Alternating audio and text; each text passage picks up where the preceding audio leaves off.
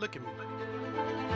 20 years ago, I didn't think I'd be here. But wait, let me introduce myself first. So when I started trading, I decided I'm ready to lend my experience, knowledge, and dedication to those that wants to elevate. So welcome to Mindset. Hello, good morning. Welcome to another Mindset. Looks like we're having a little camera troubles. Let's go ahead and fix that problem. Get you back on board. All right, looking good. Missing a light. There we go. That looks a lot better. Welcome to Mindset. So, I got a lot to cover here. If you don't know, we're in the middle of our panic trading strategy disorder. Oh, my bad. I do have y'all on me, but I have the recording unmuted. Appreciate y'all. Gotta work all these tools. Got them all over the place. Appreciate you. All right, so we're gonna get really deep into everything that we need to do as far as handling our panic trading strategy disorder. Get it all under control so that we can be the best trader that we can be and move forward in our trading journey. So that said, let's go ahead and get right to it. So the first thing I want to kind of bring up is we've had this conversation months ago, and when this side of the year, of course, we kind of have our whole entire plan. And in September, I like to always refer back over to fear, because fear in small spurts is the one that actually protects you from making bad decisions and everything else. You got to have some type of ounce of fear to protect yourself from making bad decisions. But in trading, for you to get all those profits, all those goals, hit those targets and everything else, there has to be an ounce of greed. So there's a balance between your fear and greed. But I had to ask myself a question for a second.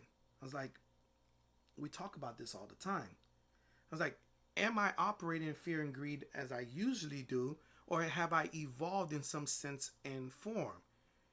And whenever I ask myself a question, I usually try to answer my own question. Sometimes I reach out to others or whatever the case may be. But what popped in my head throughout this whole entire time was a few topics. And some of them are probably going to shock you along the way, but I'm going to explain what I mean by that in itself.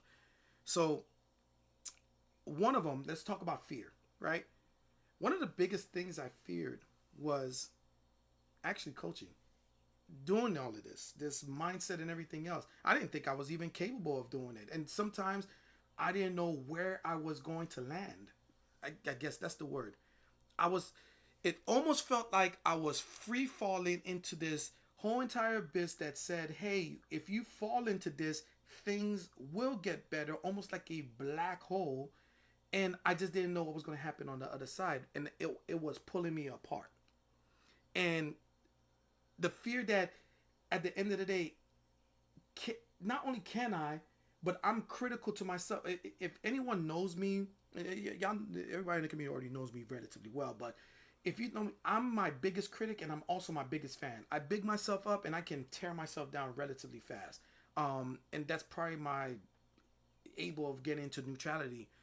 And coaching was one of them. And I felt like at one point that I was not leading in the best way possible. And I questioned myself. I was like, why are you even doing this? And this was like early on.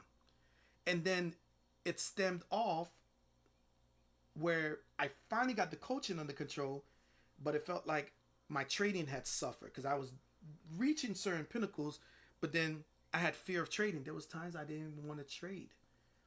Then it was times I was like, if I'm doing a trading floor, I can't trade and do a trading floor at the same time because that's one or the other. Like my brain can't put the two together. So there was a fear of trading, taking a trade, missing my entries. Everybody knows how that goes, Amy. Oh man, I missed my entry, right?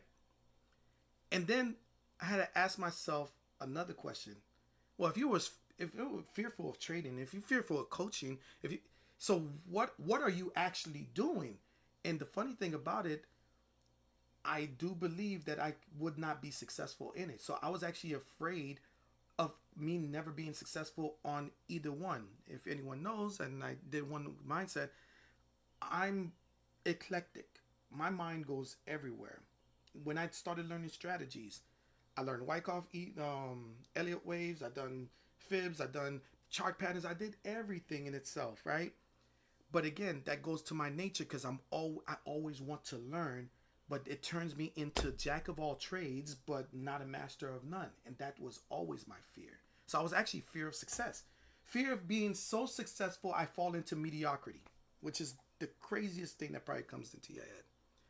Success of fail, the fear of failure also blended in there. So I was scared of success and I was also scared of failure all at the same time as coaching and trading was like throwing me all over in a loop.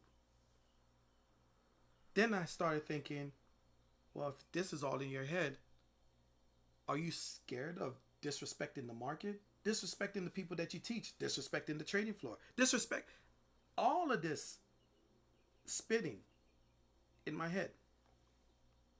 But you got to ask yourself a question. Why did I persevere? Why did I go through it? Why did I still fought past that? Because again, if you're so scared, like the video said we watched earlier, the path of least resistance is just to quit. Just walk away.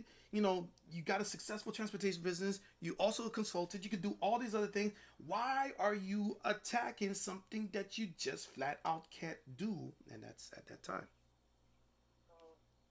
Greed, which is the other side. So I was operating in fear, but I also was operating in greed. I was greedy. I wanted to be the best coach. I had great mentors. I had great coaches. I had people that were telling me, hey, at the end of the day, you can do this over and over again. I just had all the doubts in my head. The greed of trading, the level that you can reach multiplied in exponential forms. I wanted those things. But again, those are still the same thing I was afraid of.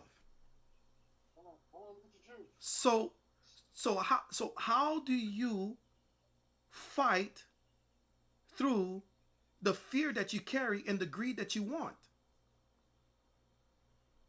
One word. Write it down.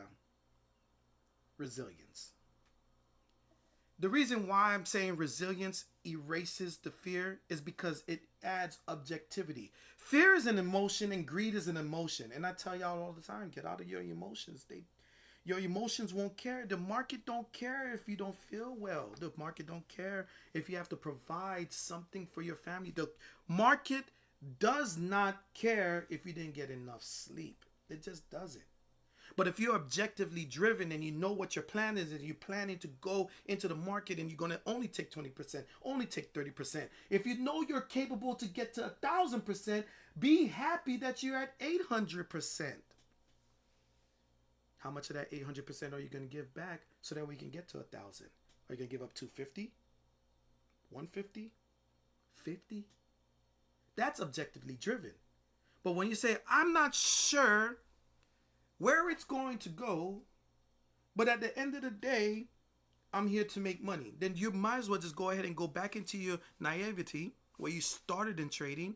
And like, I don't understand none of this, but I'm just here to make money. It's the same thing. You're oblivious on the factors that someone on the other side wants your money. So what does resilience mean? Taking the same 5 topics that I told y'all: fear of trading, fear of coaching, fear of success, fear of failure, fear of disrespect, and just sprinkle in a little bit of resilience. The resilience of being the best coach that I could, so that way I can relay this information that I know for a fact you fight these battles because I fight the battles too. And if I'm a trader, then that means you're a trader, so I can relate with what stuff that's going on in your head at the same time. Optimal trading. It's not perfect trading. It's not, oh, this is the greatest entry in the world. Let me go ahead and put a plaque to it. This is not a place that's going to go ahead and give you all types of cards and successes that's going to tell you that you're the best trader in the world. It's impossible. You can call yourself the best rapper in the world. Sorry, didn't mean that. I got you. Sorry. You're the best trader in the world. At the end of the day, it doesn't mean that you're actually the best trader in the world. I can put all types of labels, but are you optimal? Are you taking when you're supposed to? Are you hitting your levels the way you said you was going to. I should have been in the trade a little bit longer, but I got a little scared because they pulled back too hard. How hard? $10. Oh man, it went for 100. So that means you don't have a plan on when you're in profit, just like you have a plan on how to get in the market. So how do you fix that? The strategy of success, keyword strategy. Your strategy is going to ever evolve. The moment that you're complacent is the moment that you're replaceable.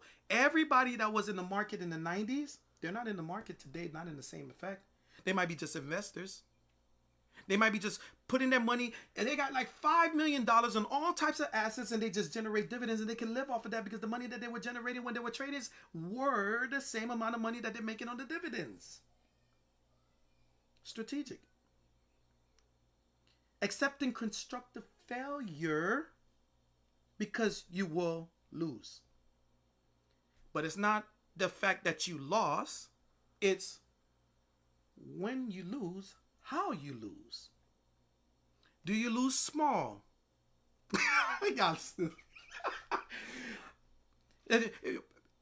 Two of my favorites, all right? Two of my favorites. I appreciate y'all on that one. I didn't expect that. I'm sorry, my class is throwing me off. Constructive failure, which allows for you to fall short, to give you that room for probability. It's a numbers game. You're going to take 100 trades. The question is, are you going to lose 100 trades? And if you don't know if you can lose 100 trades, then that means you probably didn't backtest enough. And if you didn't backtest enough, then you can't triage what you're seeing because you can't fix what you haven't seen because you don't even know what you're in there in the first place for. And then the last one is focus, respect. Respect the market just like you respect yourself. Don't lie to yourself. If you know for a fact that you're a 40% profitable trader, then you're a 40% profitable trader. Then adjust your risk management for your 40%. But don't turn around and shoulda, coulda, wish I was. But unfortunately, I see across the board that XYZ is doing this. ABC is doing that. I should have been in that trade. I should have been in this. When at the end of the day, you should be in yourself. You're so external that you can't even realize that you actually are envious. Slow down. Build your foundation. One of my biggest problems when I started coaching was I felt like so much people poured into me. I had no choice but to pour back because I got to keep this cycle going. Oh man, they're about to go into tears.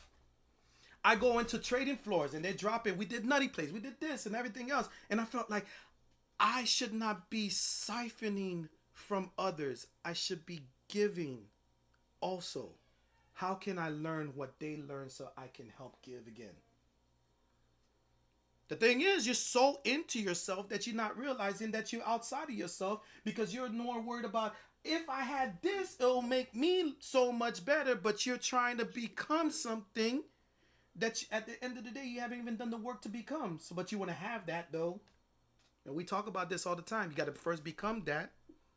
And at the same time, you got to go ahead and do the work. Keyword, be, do, have. You got to do the work that is required because the person that you envy over there is at the end of the day already doing the work because they believe they can become that. And guess what they did? They now have everything that they work for. Are you doing the same?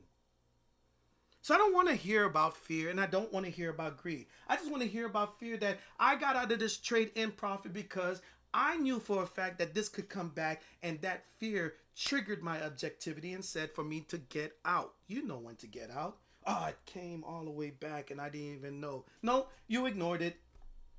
You allowed more greed than fear. Oh, I should have been still in the trade. You let more fear than greed. You can't even control yourself. And if you can't control your trades, then that means the trades will control you. That's why you can't balance yourself. That's why you're upset. Was that? Oh, okay.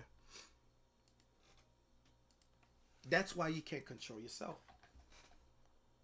That's why you have these flaws. That's why all this is not permeating and the wheels are still rolling, but it feels like you're running on a treadmill. Make the plan, do the work, Become the person that runs on the sidewalk instead of the treadmill. How do you do that? Put the work, get off. Put the work, take the first step. What's the first step? Plan. Be objective.